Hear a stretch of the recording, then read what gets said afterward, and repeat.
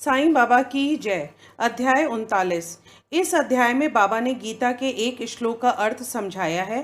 कुछ लोगों की ऐसी धारणा थी कि बाबा को संस्कृत भाषा का ज्ञान ना था और नाना साहेब को भी उनके प्रति ऐसी ही धारणा थी। इसका खंडन हेमंत पंत ने मूल मराठी ग्रंथ के 50वें अध्याय में किया है। दोनों अध्यायों का विषय एक सा होने के कारण वे यहाँ सम्मिलित रूप से दिए जाते हैं। शिरडी के सौभाग्य का वर्णन कौन कर सकता है। श्री द्वारका माई भी धन्य है जहाँ श्री साईं ने आकर निवास किया और वहीं समाधिस्थ हुए। शिरडी के नर नारी भी धन्य हैं जिन्हें साईं ने पधार कर अनुग्रहित किया और जिनके प्रेमवश ही वे दूर से चलकर यहाँ आए। शिरडी तो पहले एक छोटा सा ग्राम था, परंतु श्री साईं के संपर्क से विशेष महत्व पाकर वह एक तीर्थ क्षेत्र में परिणत हो गया। शिरडी की नारियां भी परम भाग्यशालिनी हैं जिनका उन पर असीम और अडिग विश्वास प्रशंसा के परे है।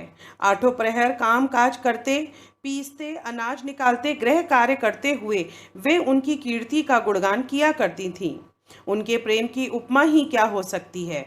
वे अत्यंत मधुर गायन करती थीं जिससे गायकों और श्रोतागण के मन को परम शांति मिलती थी। किसी को स्वप्न में भी ज्ञात ना था कि बाबा संस्कृत के भी ज्ञाता हैं। एक दिन नाना साहेब चंदोरकर को गीता के एक श्लोक का अर्थ समझाकर उन्होंने लोगों को विस्मय में डाल दिया, जिसका संक्षिप्त वर्णन सेवानिवृत्त मामलतदार श्री बी देव ने मराठी साईं लीला पत्रिका में छपवाया है। उसका संक्षिप्त वितरण Sai Baba charters and saying पुस्तक में भी छपा है। श्रीदेव को इस विषय की प्रथम सूचना नाना साहेब चंदोरकर से प्राप्त हुई, इसलिए उनका कथन नीचे उद्धृत किया जाता है। नाना साहेब चंदोरकर वेदांत के विद्वान विद्यार्थियों में से एक थे। उन्होंने अनेक टीकाओं के साथ गीता का अध्ययन भी किया था तथा उन्हें अपने से ज्ञान का अहंकार भी था। उनका मत था कि बाबा संस्कृत भाषा से सर्वथा अनभिज्ञ हैं, इसलिए बाबा ने उनके इस भ्रम का निवारण करने का विचार किया। यह उस बात की बात है जब भक्तगण अल्प संख्या में आते थे। बाबा भक्तों से एकांत में देर तक वार्तालाप किया करते थे। नाना साहेब इस समय बाबा के श्री चरणों की सेवा कर रहे थे और अस्पष्ट शब्दों से कुछ गुनगुना रहे थे। अब नाना हतप्रस्त हो गए, उनका घमंड चूर हो गया। तब बाबा स्वयं इस प्रकार अर्थ समझाने लगे। ज्ञानियों को केवल साष्टांग नमस्कार करना पर्याप्त नहीं, हमें सद्गुरु के प्रति अनय भाव से शरणागत होना चाहिए। केवल प्रश्न पूछना पर्याप्त नहीं, किसी कुप्रवृत्ति या पाखंड या वाक के जाल में फंसाने या कोई त्रुटि निकालने की भावना से प्रेरित होकर प्रश्न नहीं करना चाहिए, वरन प्रश्न उत्सुकता पूर्वक केवल मोक्ष या आध्यात्मिक पथ पर उन्नति प्राप्त करने की भावना से ही प्रेरित होकर करना चाहिए। मैं तो सेवा करने या अस्वीकार करने का पूर्ण स्वतंत्र हूँ। जो ऐसी भावना से कार्य करता है वह सेवा नहीं कही जा सकती। उसे अनुभव करना चाहिए कि मुझे अपने शरीर पर कोई अधिकार नहीं है। इस शरीर पर तो गुरु का ही अधिकार है और केवल उनकी सेवा के निमित्त ही वह विद्यमान है। इस प्रकार आचरण करने से तुम्हारे सद्गुरु द्वारा ज्ञान की प्राप्ति हो जाएगी, जैसा कि पूर्व श्लोक में बताया गया है। नाना को यह समझ में नहीं आ सका कि गुरु किस प्रकार अज्ञान की शिक्षा देते हैं। ज्ञान का उपदेश कैसा है, अर्थात भविष्य में प्राप्त होने वाली आत्मानुभूति की शिक्षा। क्या ज्ञान में अज्ञान नष्ट करने के अतिरिक्त कोई और भेद भी है। अंधकार नष्ट करने का अर्थ प्रकाश है। जब हम दैत्य नष्ट करने की चर्चा करते हैं तो हम अदैत्य की बात करते हैं, और जब हम अंधकार नष्ट करने की बात करते हैं तो इसका अर्थ है कि प्रकाश की बात करते हैं। यदि हम अदैत्य की स्थिति का अनुभव करना चाहते हैं तो हमें दैत्य की भावना नष्ट करनी चाहिए। यही अदैत्य स्थिति प्राप्त होने का लक्षण है। दैत्य में रहकर अदैत्य की चर्चा कौन कर सकता है। जब तक वैसी स्थिति प्राप्त ना हो तब तक क्या उसका कोई अनुभव कर सकता है।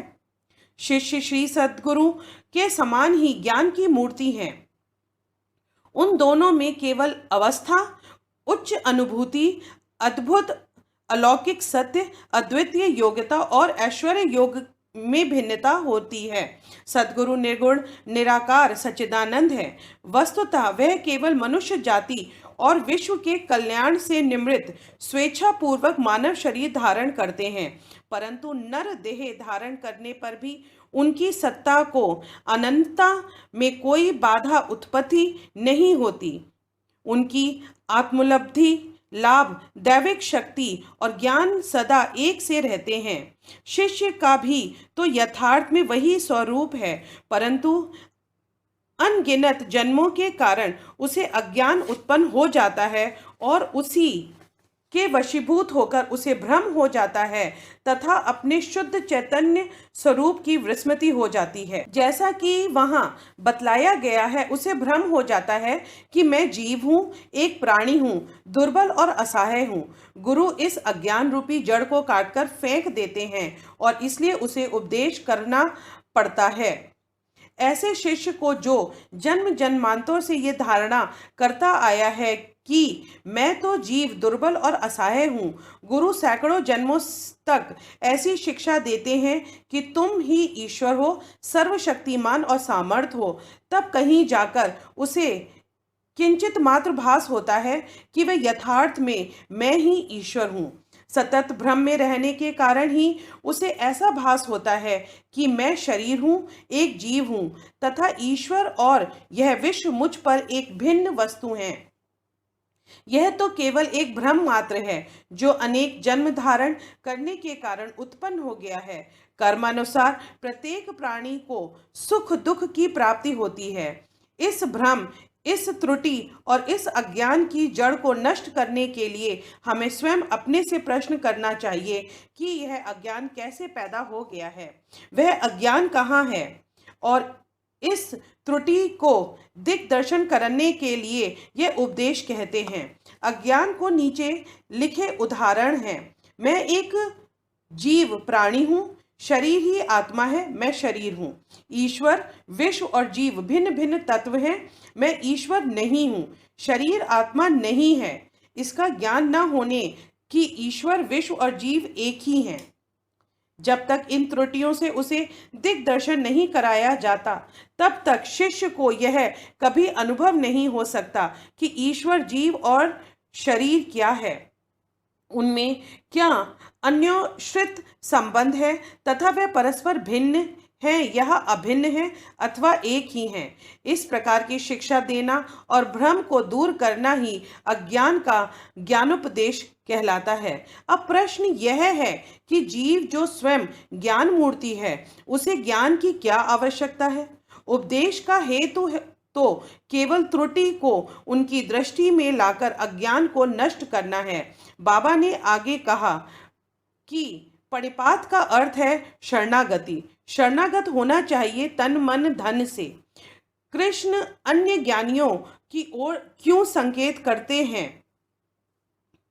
क्योंकि श्री कृष्ण को विदित था कि ऐसे अनेक भक्त और गुरु विद्यमान हैं, इसलिए उनका महत्व बढ़ाने के लिए श्री कृष्ण ने अर्जुन को ऐसे उल्लेख किया।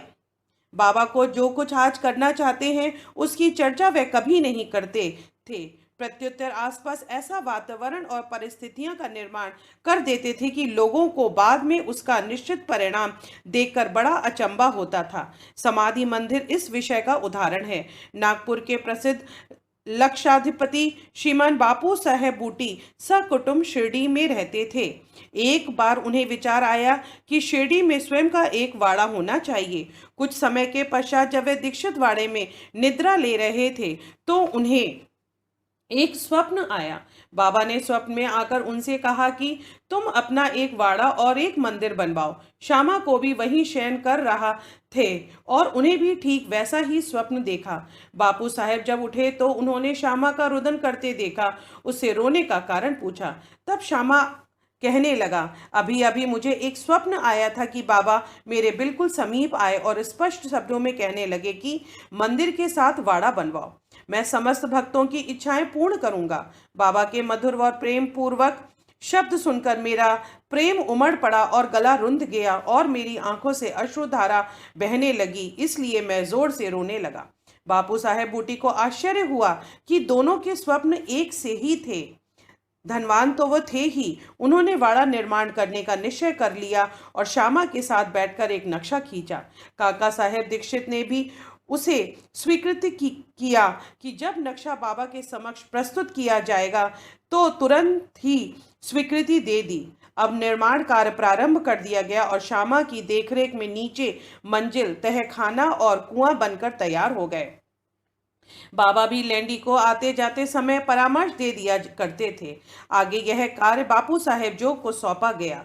जब कार्य इस तरह चल रहा था, उसी समय बापू साहेब जोग को एक विचार आया कि कुछ खुला स्थान भी अवश्य होना चाहिए जिसके बीचों बीच मुरलीधर की मूर्ति की स्थापना की जाए। उन्होंने अपना विचार श्यामा को प्रकट किया तथा बाबा से अनुमति प्राप्त करने को कहा।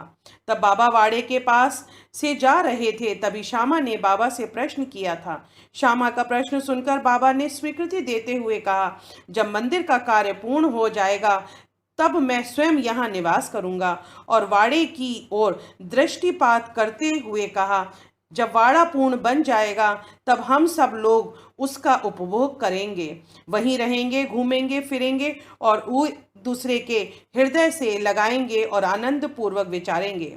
जब श्यामा ने बाबा से पूछा कि क्या यह मूर्ति के मध्य कक्ष की नींव का कार्य प्रारंभ का शुभ मुहूर्त है, तब उन्होंने स्वीकारात्मक उत्तर दे दिया। तभी श्यामा ने एक नारियल लाकर फोड़ा और कार्य प्रारंभ कर दिया। ठीक समय से सब कार्य पूर्ण हो गया और मुरलीधर की एक सुंदर मूर्ति बनवाने का प्रबंध किया गया। उसका निर्माण कार्य प्रारंभ भी न हो पाया था कि तभी एक नवीन घटना घटित हो गई। बाबा की स्थिति चिंताजनक हो गई और ऐसा दिखने लगा कि अब वे देह त्याग देंगे। बापू साहेब बहुत उदास और निराश हो गए। उन्होंने सोचा कि यदि बाबा चले गए तो वाड़ा उनके पवित्र चरण स्पर्श से वंचित रह जाएगा और मेरा सब रुपया व्यर्थ हो जाएगा। परंतु अंतिम समय बाबा के श्री मुख से निकले हुए वचनों ने मुझे वाड़े में ही रहना है केवल बूटी साहेब को ही सांत्वना नहीं पहुंचाई वरन अन्य लोगों को भी शांति प्राप्त की। कुछ समय के पश्चात बाबा का पवित्र शरीर मुरलीधर की मूर्ति के स्थान पर रख दिया गया। बाबा स्वयं मुरलीधर बन गए और वाड़ा साईं बाबा की समाधि मंदिर। उनकी अगाध लीला की था कोई ना पा सका। श्री बापू साहेब बूटी धन्य हैं जिनके वाड़े में बाबा के दिव्य और पवित्र पार्थिव शरीर अब विश्राम कर रहा है। अनंत कोटि ब्रह्मांड नायक राजाधिराज योगीराज परब्रह्म श्री सच्चिदानंद सद्गुरु साईनाथ महाराज की जय।